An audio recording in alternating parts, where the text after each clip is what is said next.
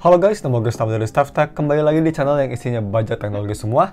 Kita udah lama banget ya, hampir setahun lebih gak nge-review HP 5 Jepang. Sekarang gue udah balik lagi, nanti gue jelasin kenapa gue review HP 5 Jepang lagi. Ini kita bakal review LG V60 di tahun 2023, ini yang versi SoftBank. So, kenapa gue mau review HP ini? Karena sekarang harganya udah murah, dan untuk email sendiri nanti kita bakal bahas pas unboxing ya. So, sebelum kita bahas untuk harganya, tadi gue bilang murah, harganya berapa? So, dulu pas gue review ini harganya 4 jutaan kan, sekarang kan udah bisa beli kondisi mulus di harga 2,7 juta. Yap, ini salah satu Snapdragon 865 termurah, hanya 2 jutaan. Yang pastinya bagus buat gaming dan buat para audiophile, yang pastinya ini masih HP terbaik ya, karena ini generasi terakhir LG V Series dan juga masih menjadi HP terbaik untuk quad deck menurut gue. So, speknya sendiri kita cepet aja. Dia pakai chipset Snapdragon 865 5G yang pastinya punya layar 6,8 inci POLED, tapi sayangnya dia masih 60 Hz. Terus dia UFS 2.1 speednya, ada microSD expansion, sangat versatile. Masih ada phone jack yang pastinya yang udah support Hi-Fi quad deck, mantap banget. Favorit gue itu stereo speaker. Terus dia punya NFC dan juga punya baterai sebesar 5000 mAh baterai. Speknya sih gue bisa bilang di tahun 2023 sekarang masih sangat modern ya. Dan sampai sekarang sekalipun memang ya, untuk HP 5 Jepang gini tuh memang spek sama harganya tuh bener-bener too good to be true. So, sambil kita buka boxnya, gue mau jelasin kenapa gue review HP ini. Karena ini gue beli di Golden City Sale seperti biasa, dan sekarang HP non-resmi atau HP ya bukan resmi Indonesia tuh banyak yang udah oke. Jadi masih ada HP beberapa yang emailnya tuh nggak pasti, bisa keblok kapan aja, kayak misal HP brand Sony itu karena security-nya lumayan ketat. Jadi dia masih susah untuk nembus emailnya bisa permanen ya, itu masih bisa keblok. Tapi untuk HP kayak LG, Samsung atau Google Pixel itu ada dua tipe emailnya yang menurut gue dua tipe email tersebut masih bisa dibilang permanen. Yang pertama yaitu email rewrite ya. So, untuk email rewrite itu tuh emailnya bakal permanen, dan gue udah pernah coba juga di Google Pixel 4a 5G kalau nggak salah, atau 5a gue lupa lagi. Itu rewrite. Jadi artinya rewrite itu dia di-rewrite si emailnya, dan dia bakal bisa bertahan selamanya asal kalian nggak pernah nge-reset HP-nya atau nge-upgrade software. Yang kedua itu email bea cukai atau masuk ke bea cukai, dan itu juga salah satu, jadi bukan email Kemenperin ya. Keep in mind guys, kalau email Kemenperin itu masih bisa keblok.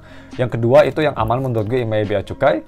Jadi dia itu katanya masuk ke bea cukai untuk unit LG V60 ini, dia itu masuk ke bea cukai yang artinya bakal permanen dan gak ada masalah untuk emailnya kalau misalnya mau di reset atau di upgrade. Ya lebih bagus dari rewrite lah bisa dibilang. Nanti kita bakal lihat juga sih. Kita langsung masukin SIM di first impresinya. Kalau misalkan langsung skip, tadi di awal video udah ada timecode. Nah, jadi untuk gue sendiri sih, gue belum pernah coba email bea cukai ya. Gue udah pernah cobanya email yang ada di rewrite. Kalau bea cukai belum pernah nyoba, jadi ini lumayan penasaran gue. Tapi ini cukup aman kok, karena si Golden City Sale-nya juga dia ngasih garansi selama 1 bulan kalau misalnya ada apa-apa. Yang supportnya sih lumayan bagus, gue udah pernah coba. So, ini dia HP-nya. Mudah-mudahan masih standar Golden City Sale ya. Golden City Sale biasanya ngejual HP itu mulus-mulus. Kita lihat. Semoga ini juga mulus. So, ini dia HP-nya seperti biasa di sleeve. Bam. Dan oke. Ini dia LG V60-nya. Ya, gue mesennya warna biru. Ini X SoftBank. Bisa kita lihat. Ada stiker si GCC-nya di sini. Kita lap bentar ya. Ini untuk body kelihatannya sih cukup bagus ya, walaupun kayaknya backdoor-nya udah bukan ori, tapi I don't know. Kita lap bentar ya. Backdoor nggak ori sih gue no problem ya, asalkan sisanya ori. So, bisa kita lihat ini good sign. Pertama untuk body depan, seperti ini layarnya masih ori, karena di sini bisa kita lihat ada scratch yang lumayan tebal. Ini sedikit pengetahuan aja guys, kalau misalkan beli second, terutama beli second HP limbah kayak gini, kalian harus bersenang hati kalau misalnya dapat layar yang ada lecet kayak gini ya. Karena artinya ini layarnya masih ori at least. Kalau misalnya mulus banget itu agak sedikit suspicious. So, kita lihat kemulusannya untuk samping, ini masih mulus banget, relatif mulus. Bawah juga masih mulus. Ini, oh my god.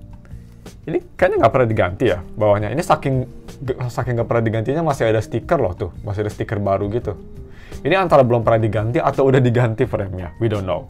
Di sini ada customizable button seperti biasa. Kliki.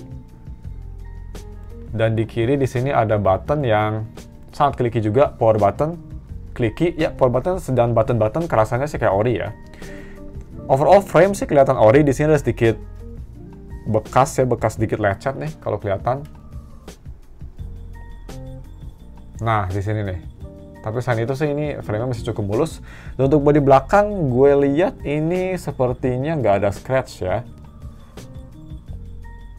Nggak ada scratch sama sekali loh. Ini antara memang pengguna Jepang yang apik atau udah pernah diganti. Tapi kalau udah pernah diganti biasanya ada bekas lem di sini, tapi kelihatannya mulus belakangnya loh. Ya, nanti kita tes juga sisi apa kayak NFC gitu ya.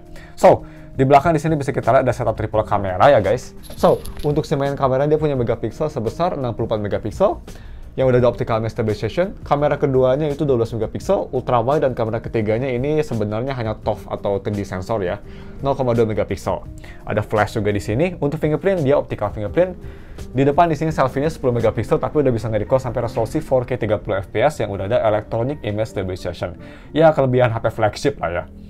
So, terakhir sebelum kita masuk ke first impression, kita langsung aja lihat untuk si SIM-nya. Mana sih ini SIM-nya di atas ya? Oh, di atas. Gue udah lama banget gak pakai V60. Ya, LG sayang banget sih, ini generasi terakhir V series. Dan LG sudah punah. Gue harap sih LG bisa bertahan lebih lama ya, karena terutama series V-nya sih gue suka banget ini. Buat para audiophile dia masih mempertahankan headphone jack sih enak banget. Sekarang yang masih mempertahankan headphone jack karena hanya Asus doang ya. Sayang sekali.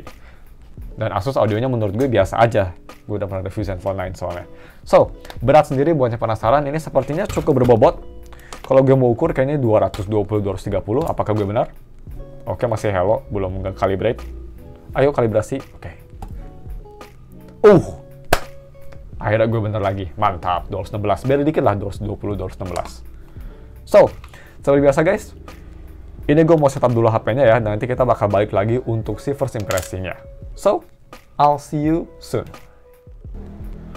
Oke guys, udah gue balik lagi. Udah setup HP-nya dan seperti biasa yang pertama kita tes untuk si optical fingerprint-nya ya. So, langsung kita tes dalam kondisi always on display, 1, 2, 3. Ini kondisi tangan gue kering banget ya. So, 1, 2, 3.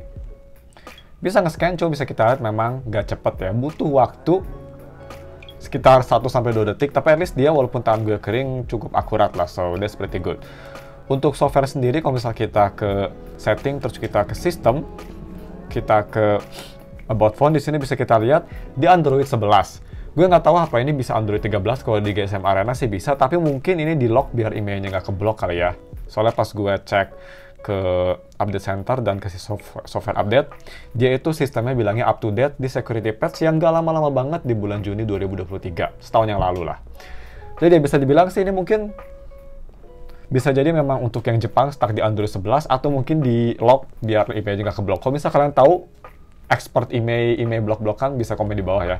So, mumpung kita lagi di putih, di sini bisa kita lihat untuk layar juga dia mulus. Gue nggak ngeliat ada shadow sama sekali, sangat perfect. Dan kalau misalnya ada shadow tipis juga sih tinggal dark mode, dan menurut gue sih shadow tipis itu nggak terlalu mengganggu ya dibanding shadow tebal. Untuk smoothness memang nggak sesmooth HP zaman sekarang ya, dengan spek yang sama. Karena dia layarnya 60Hz, jadi memang kerasa sedikit lagi. Gue kebiasa pakai 120Hz sama 240Hz di monitor, jadi memang kelihatan agak sedikit choppy, tapi overall sih untuk launching sama navigasi dia sangat smooth kok. LG memang sih walaupun softwarenya bukan favorit gue, tapi at least dia nggak berat banget softwarenya dibanding sama kayak One UI. Ya masih kerasa enteng walaupun salah satu yang terberat juga sih, tapi kerasa lumayan enteng. Untuk layar sendiri, gue bisa bilangnya layarnya juga ori, dan ini bisa kita lihat udah full brightness-nya, ini terang banget guys. Ini terang banget full brightness-nya, so that's pretty good.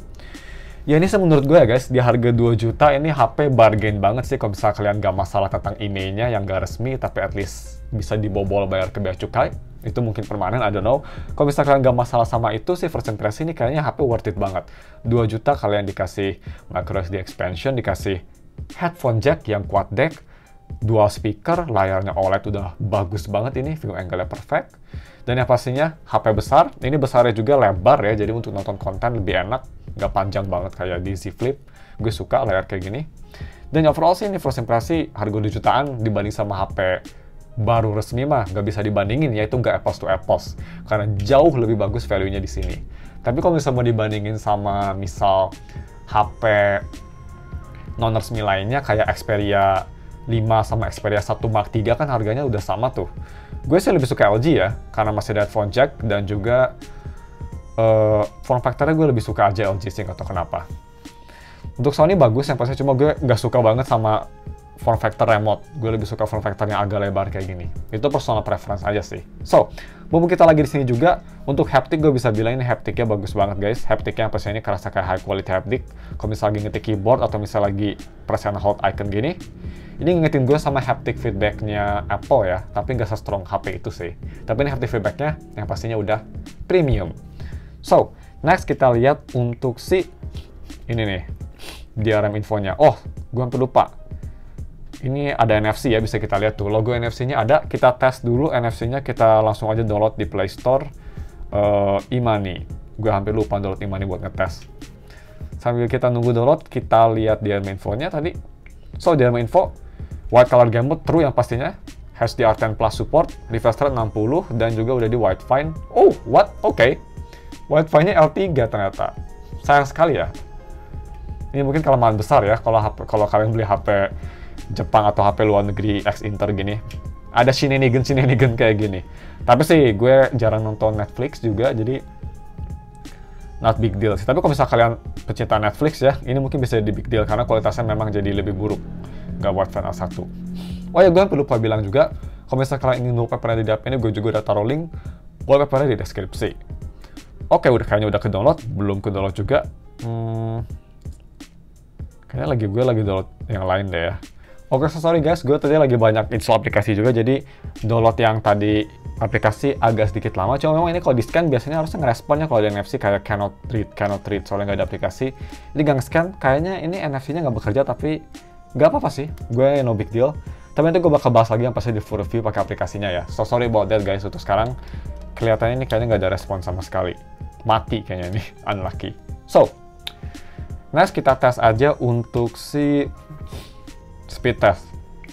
2023 sih untuk HP X-Inter gini bener-bener lagi best year ya guys. Harganya jatuh semua kan. Sekarang jadi 2 jutaan, untuk yang 865 2 jutaan loh, bayangin. Dan kamu udah bisa dapat HP se-premium ini. Menurut gue sih, even Wi-Fi only ini worth it loh. Karena experience-nya berbeda lah dibanding sama HP baru. Resmi dibanding sama HP baru resmi ya. Ini lebih experience-nya lebih mantap. Kita coba seperti biasa bisnet gue 500 sih 200 MB per second. Apakah bisa mencapai speed tersebut? Dan kecepatannya oke, lumayan bagus, tapi yang pastinya nggak cepet banget ya. Masih kalah sama Realme 9 HP mid-range. Kita lihat uploadnya. Tapi sih gue lagi download ya, gue boleh nggak? Gue lagi download. Oh my god. Sorry, gue lagi download, ternyata lupa. Tapi even kalau lagi download juga, dia download speed-nya masih kenceng ya. Ya lumayan impresif lah menurut gue. Upload, leave a lot to be desired, tapi it's fine. Dan uploadnya di 35 sih lumayan oke menurut gue. Oke, so last but not least, mari kita langsung tes untuk si kamera quality-nya. Seperti biasa. So, dia ada ultrawide juga, nanti kita tes dulu. Pertama, ini untuk main kameranya sih, bisa kelihatan ya, viewfinder-nya smooth banget, 60 fps. So, that's pretty good. Masih flagship sekali. Ini dia fotonya. Kenapa pakai flash? Kita matiin flashnya. Ulangi lagi. 1, 2, 3.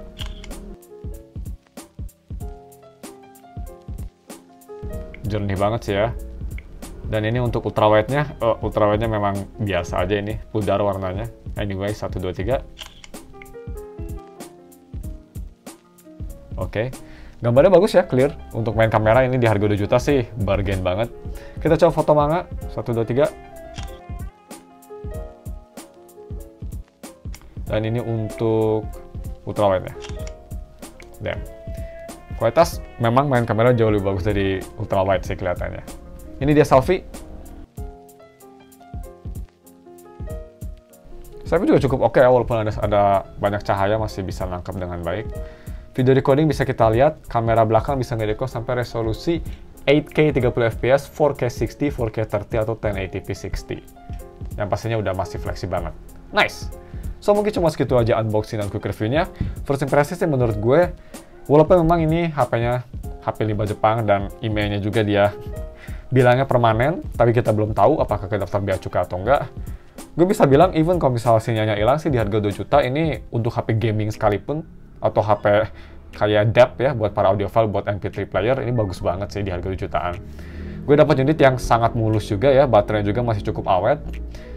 Tadi pas gue setup dari 86, sekarang turun ke 77, cukup bagus. Jadi ya overall cukup oke, tapi kita bakal bahas lagi lebih detail minggu depan untuk LG V60-nya. So, sekarang cuma segitu aja.